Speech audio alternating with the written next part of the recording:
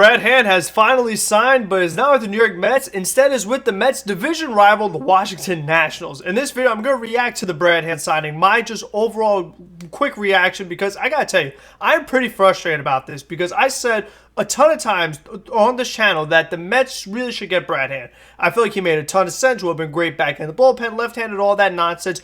Doesn't matter. And my concern was we saw Mets aren't willing to go more than 1 year. Brad Hand seeking a multi-year deal. Probably could get it because of what Liam Hendriks got, all the suitors that Brad Hand is going to have. And he signs with the Nationals on a 1-year deal, only $10.5 million.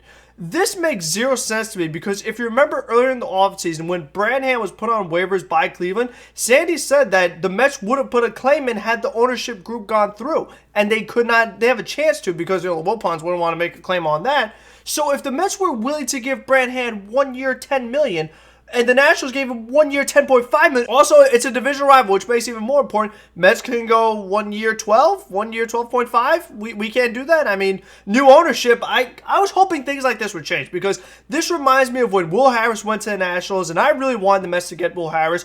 I wouldn't even mind the Mets getting Daniel Hudson when he came back to Washington. So I'm tired of seeing the Nationals outbid the Mets for some of these players. Now, what I will say is that I'm willing to give Sandy and Steve a chance. They better have something big planned.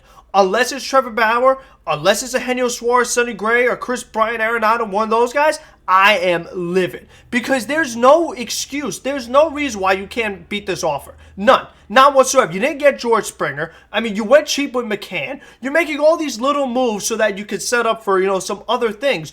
What other things could you want? Because what bothers me is that you could say, oh, Justin Wilson's out there, Jake McGee's out there. They're not Brad Hand.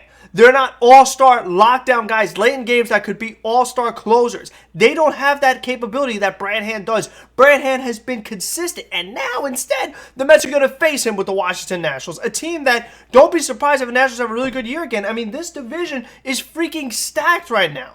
And the Mets are just making it tougher on themselves. Like, if Brad Hand signed the Blue Jays, even if it was 1 year, like $9 million, I would be upset because the Mets didn't get him. I'd be like, oh, Mets could have beat that offer. But the fact that it was a division rival drives me nuts. I mean, you have got to be kidding me here. I'm surprised that the Blue Jays didn't outbid this as well because Toronto, they got plenty of money to spend. The Michael Brantley deal didn't go through. I thought maybe Toronto would outbid them for a player of his caliber. I mean, it just blows my mind that the Nationals got him on such a reasonable deal. I mean, the fact that it's 1 year at such a low amount, I mean, that is straight up ridiculous. So I think what happens now for the Mets is they turn their attention to Jackie Bradley.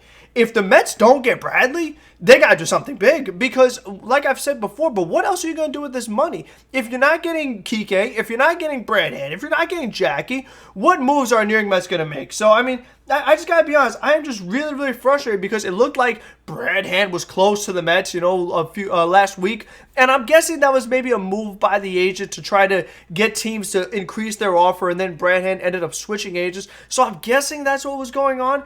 But I just think that this guy made too much sense for the Mets. I mean, like, it would have been a perfect fit. And on this contract, like, again, if it was just a bigger contract, like 2 years, 3 years, I would have been like, okay, Mets don't want to go more than 1 year. I would have went 2 or 3 years, but I understand. But the fact that they let him go to a division rival, I just got to be honest, I'm very frustrated. So I really appreciate the support I got in the last video talking about Mets prospects. You guys threw out a ton of different names that could be on that list. But again, I am young, so I did go with players that were in my lifetime. I started watching the Mets in 06, so I tried to go from that time period on. Maybe we could make like a part 2 or part 3 or part 4 because with all the names you guys listed and we look down the Mets history, I mean, there are way too many guys that were prospects that didn't make it. So I really appreciate all the support. Hitting 1,000 subscribers. There will be a thank you for 1,000 subscribers live stream. I'm thinking Thursday at 8 o'clock. That's kind of the plan that I have right now. I guess that's subject to change, but that's what I'm leaning towards. So definitely be sure to tune into that. And just thank you all again for all the support. And if you're new here, subscribe. Plenty of people who watch the videos are not subscribed. Definitely would be nice if you guys subscribed. And let me know what you think about this Brad Hand sign because I'm very, very frustrated about this because, again, just mostly the fact that it was a division rival. I mean, the money is one thing, but the fact that now the Mets have to face him where he would have helped this team out a ton really drives me nuts because, again, Justin Wilson is not the guy. He's not Brad Hand. He just really isn't. So until the next one, be safe, be smart than the Mets, be healthy, and have it going, everyone. Let's go, Mets.